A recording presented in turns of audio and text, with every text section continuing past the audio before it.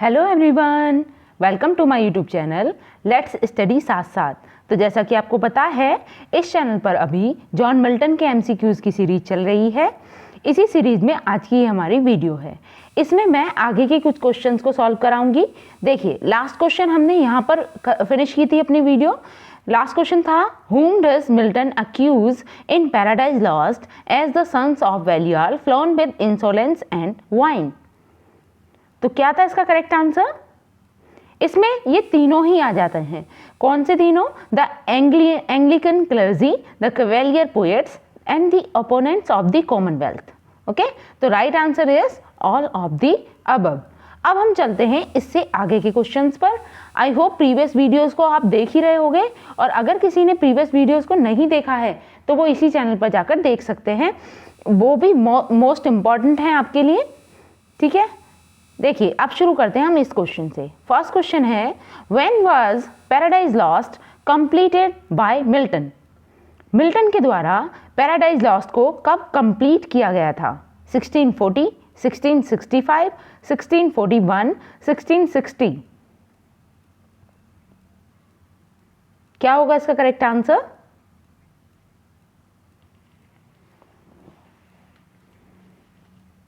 Yes, the right answer is 1665. Okay, और इसे मतलब फिनिश तो हुई थी 1665 में। इसे लिखना कब शुरू किया था जॉन मिल्टन ने? तो इसकी शुरुआत की थी मिल्टन ने 1658 में। Okay, now moving to the next. Milton was appointed, wait a minute, yes अभी करेक्ट है। Milton was appointed to the position of Latin secretary to Cromwell's government chiefly due to his work. Options are Paradise Lost, Reason of Church Government, on the Tenure of Kings and Magistrate, और Defensio सेक्यूंडो। बताइए, Milton को एक position पे appoint किया गया था। Position क्या थी? Latin secretary to Cromwell's government. Okay, तो ये उनके किस वर्क के कारण हुआ था, ये पूछा जा रहा है। ऑप्शंस आपके सामने हैं, क्या होगा राइट आंसर? सोचिए और आंसर कीजिए। Milton was appointed to the position of Latin secretary to Cromwell's government.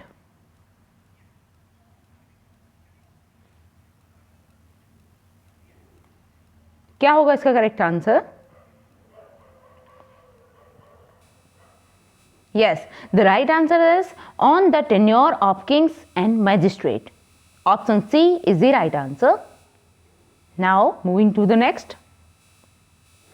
Samson Agonistes shows Milton's desire to bring over into English। देखिए, इसमें क्या कहा जा रहा है? सैमसन एगनिस्ट क्या है? जॉन मिल्टन का बहुत ही फेमस वर्क है।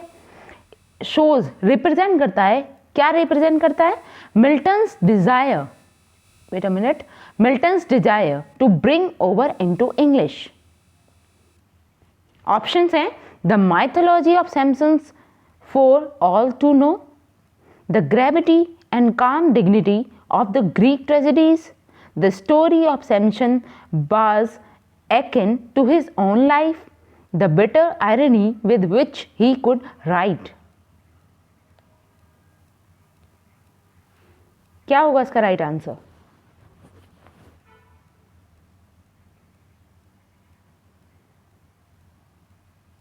सोचिए, आंसर कीजिए।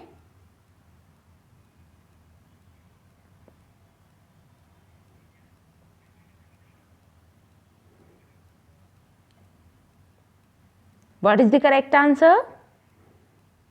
Yes, the right answer is option B, the gravity and calm dignity of Greek tragedies. Option B is the right answer. ठीक है, in Samson Agonist, Milton turns to a moral, vital and personal theme, and his genius transfigures the story of Samson, the mighty champion of Israel, now blind and scorned. जैसा कि आपने सैमसन अगेनिस्ट की story पढ़ी ही होगी, working as a slave among the Philistine Palestine. The poet's aim was to present in English a pure tragedy with all the passion and restraint with marked the old Greek dramas. Okay? Now moving to the next. El Algero and El Penseroso means, इनके मतलब बताने। देखिए ये question repeated है और last series में भी था ये क्वेश्चन। बताइए क्या है इसका मीन। एल एल्गेरो का मीन्स क्या है और एल पेंसोरोसो का मीन्स क्या है। The blind man and the unhappy man, यहाँ पे मैन कर लीजिए, wait a minute, man, the blind man and the unhappy man. Second है the desperate man and the pensive man, the joyous man and the meditative man, the philosopher and the stalwart. क्या होगा इसका right answer.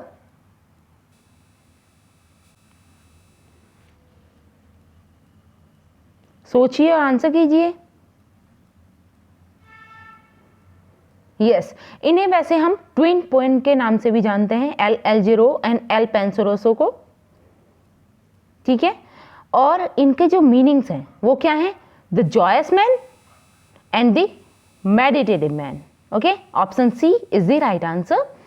El Algero and the El Penseroso are twin poems containing many lines and short descriptive passages which linger in the mind like strains of music and which are known as the loved wherever English is spoken, El all Igro, which means the joyous or happy man, is like an excursion into English field.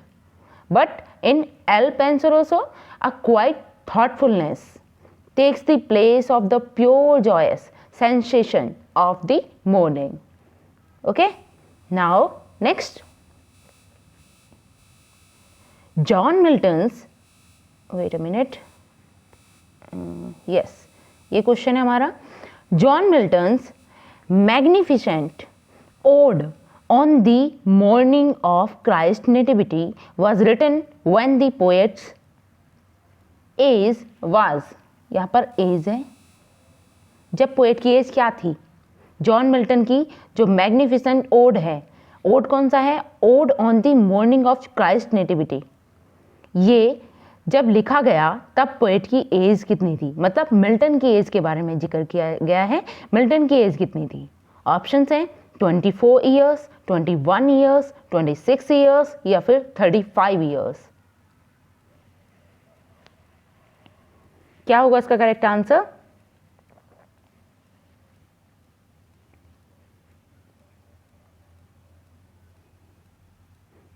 सोचिए, answer कीजिए।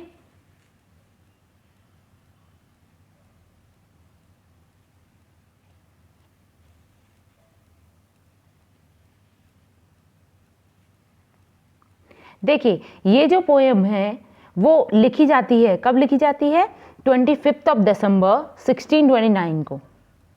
ठीक है, इसे compose किया गया था 25 दिसंबर 1629। ठीक है, अब इसके अकॉर्डिंग अगर हम समझें तो मिल्टन की एज कितनी थी, 21 years. Option number B is a right answer.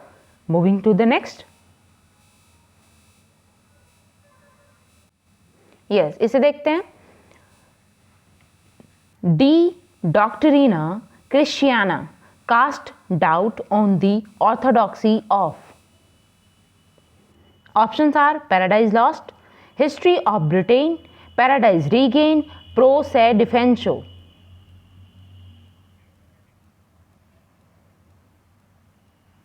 क्या होगा इसका राइट आंसर।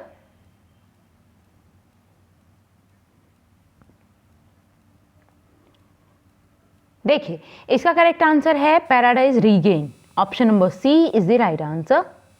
नेक्स्ट चलते हैं। Next is one of the following poets was nicknamed the Lady of Christ in fact इन्हें कहा जाता था the Lady of Christ college. ठीक है, यहां पे लिख देते हैं इसे क्राइस्ट।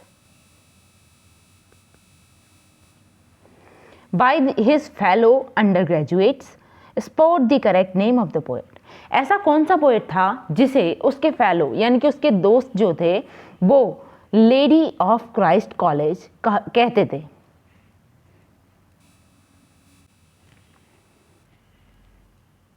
क्या होगा इसका राइट आंसर? यस, जैसा कि मिल्टन की सीरीज चल रही है तो आप इससे भी आसानी से अंदाजा लगा सकते हैं। ठीक है, मिल्टन ही थे जिन्हें क्या कहा जाता था? Lady of Christ college. ठीक है, option number A is the right answer. Moving to the next. Yes, इसे देखते हैं। क्वेश्चन है when the assault was intended the city is a sonnet written by. ये एक सोनेट का नेम है। सोनेट का नेम क्या है? When the assault was intended to the city. ये किसने लिखा है? Options are Milton, Wordsworth, Shakespeare, Marlowe.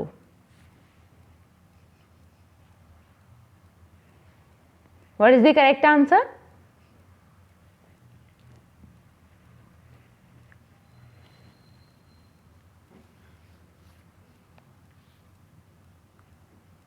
सोचिए, आंसर कीजिए।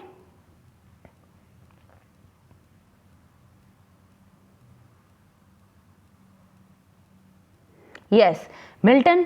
Option number A is the right answer. Milton ने लगभग 8 सोनेट्स लिखे हैं। ठीक है, Milton's 8 sonnet originally untitled but subsequently more commonly as When a Soul Was Intended to the City was written by the poet in 1642 as a form of a joke, a serious joke as it has been described. Okay, next. On the morning of Christ's nativity is a very easy question. बताइए क्या है ये? John Milton का एक work है। ये किस genre का है? On the morning of Christ nativity. Options are sonnet है, ओड है, मास्क है या फिर पेस्टोरल इलेजी है। इसके तो नेम में ही ऐड किया गया है इसे बेसिकली। यस, इसका राइट आंसर है option B, ode on the morning of Christ nativity. ये एक ओड है। ठीक है, और ये कब लिखा गया था?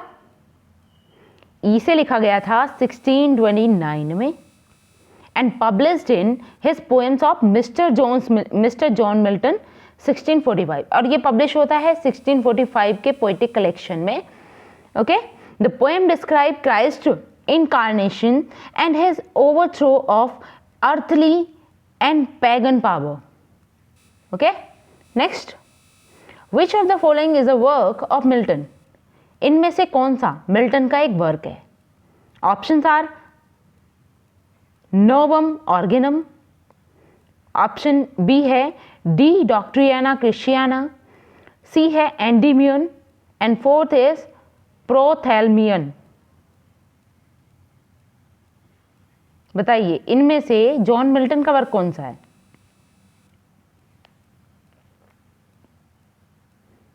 और सारे ही ये लैटिन वर्क हैं।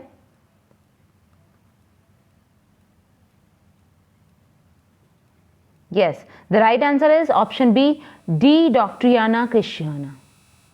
ठीक है, it is a Latin manuscript found in 1823, a tribute to John Milton, who died 148 years prior. Since Milton was blind by the time of the work's creation, this attribution assumed that an ammunition aided the author. Okay, moving to the next. Who calls Milton God gifted organ voice of England? किसने John Milton को कहा है God gifted organ voice of England? Options are Arnold, Wordsworth, Gray, Tennyson. क्या होगा इसका right answer?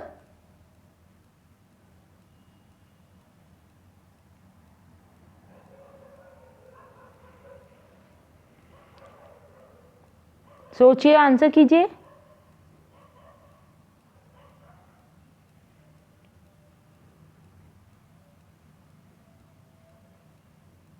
God gifted organ voice of England.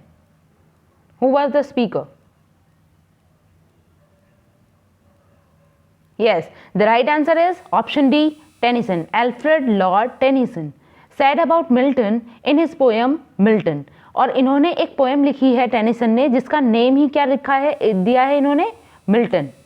ठीक है, और इस पोएम के अंदर ये कहते हैं मिल्टन के बारे में कि God gifted organ voice of England. Okay, this poem belong to a group of poems in which Tennyson experimented in the use of quantity in English meter. Milton, Tennyson noted, is the meter of Greek Iliac. Next, one of the following work of Milton is a prose work. Mention that. इनमें से Milton का एक work जो है वो prose work है, बाकी सारी पोएम्स हैं लेकिन वो वर्क क्या है, प्रोज वर्क है। तो इनमें से वो कौन है? Options are Lycidas, Paradise Regained, Paradise Lost, एरोपोगाशिया। बताइए क्या होगा right answer?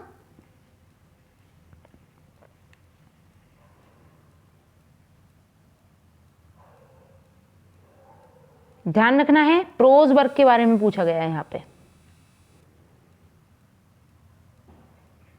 Yes, the right answer is option D, एरोपोगाशिया। क्योंकि देखिए आप देख भी सकते हैं इसमें लिसिडस क्या है, एक पेस्टोरल इलेजी है और बेसिकली पोएटिक फॉर्म में ही लिखी गई है।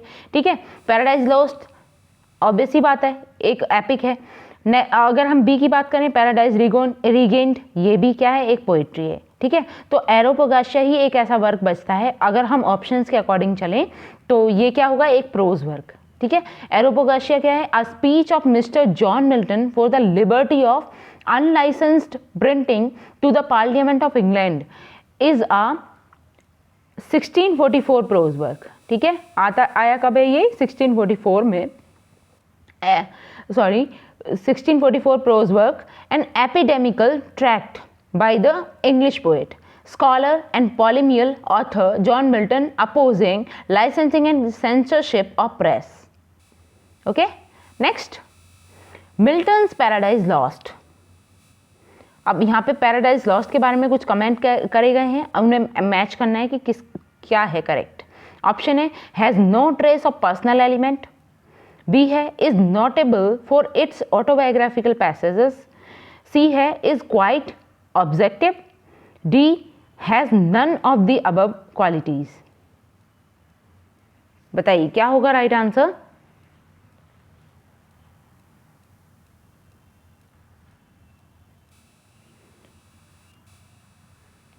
सोचिए, आंसर कीजिए। Milton's Paradise lost.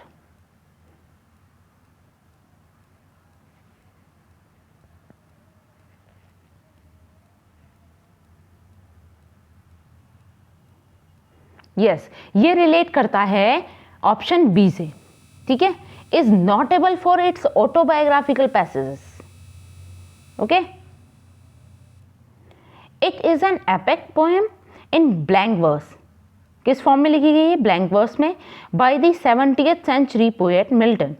ओके, अगर मिल्टन के क्रोनोलॉजिकल एज के बारे में बात करी जाए तो ये 1608 to 1674 है। Okay, the poem is separated into 12 books. Next,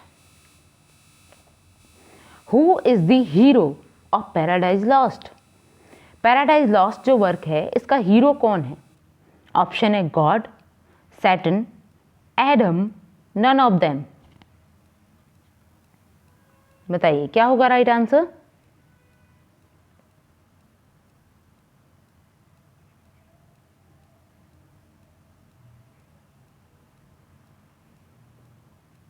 सोचिए, आंसर कीजिए। Who is the hero of Paradise lost?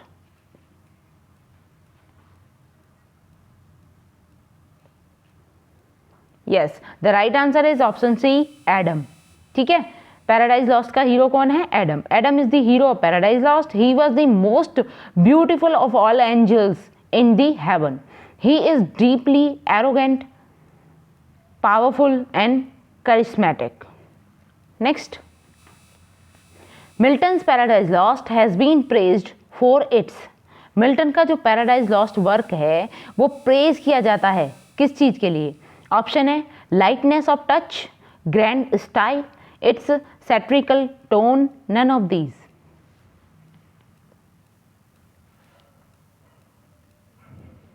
What is the correct answer? Milton's Paradise Lost has been praised for its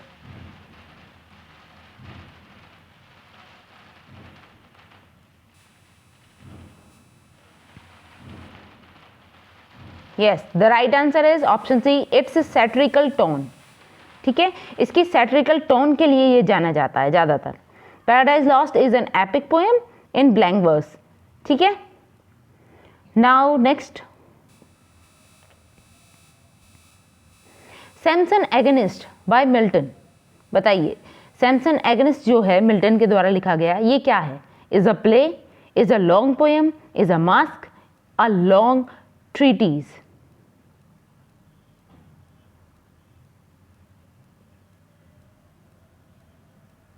क्या होगा इसका राइट आंसर?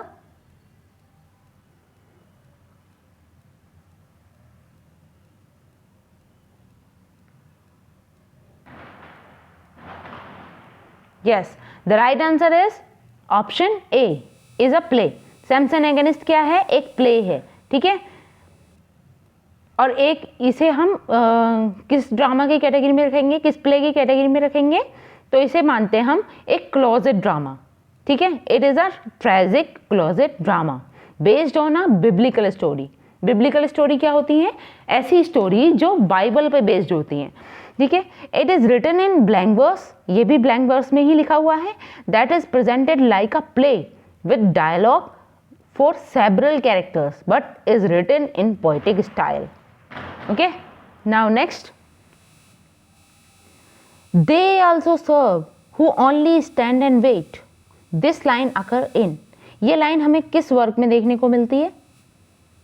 ये question भी repeated है, कई बार पूछा गया है और वीडियो की जो सीरीज चल रही है इसमें भी 2-3 बार रिपीट हो चुका है. तो हम इसे ज़्यादा टाइम ना लेते हुए सीधा आंसर बताते हैं. क्या राइट आंसर होगा?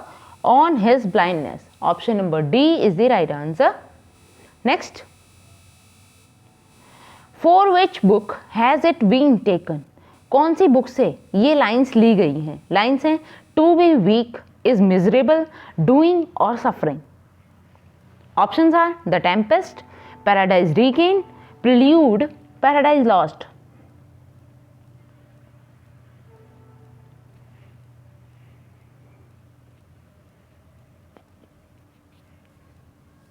क्या होगा इसका राइट आंसर? ये लाइंस कहां से ली गई हैं?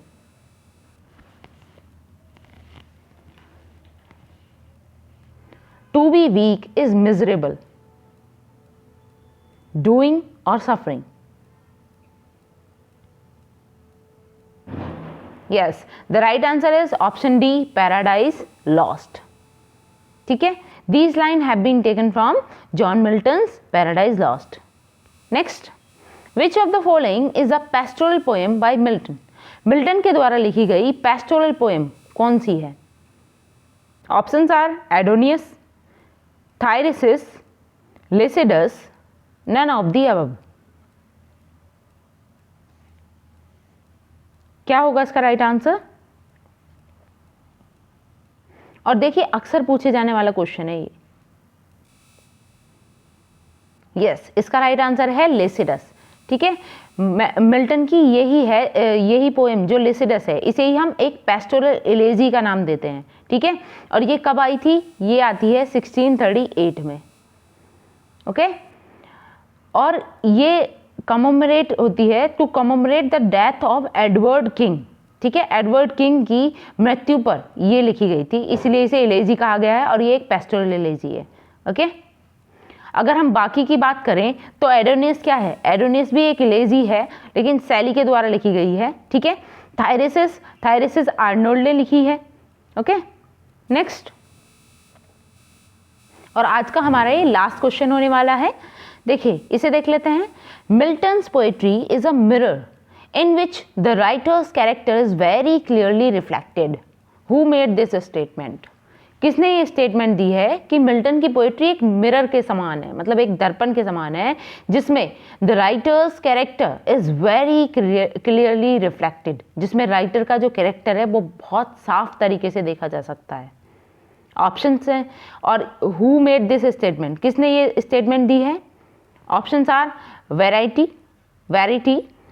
मैकमिलन, ये थोड़ा मिसप्रिंट हो गया है, इसे देखते हैं, ये है पेटिशन, ओके, और ऑप्शन दी है बुश, ये ऑप्शन सी है हमारा पेटिशन, PATTISON, ओके। तो बताइए किसकी स्टेटमेंट हो सकती है ये?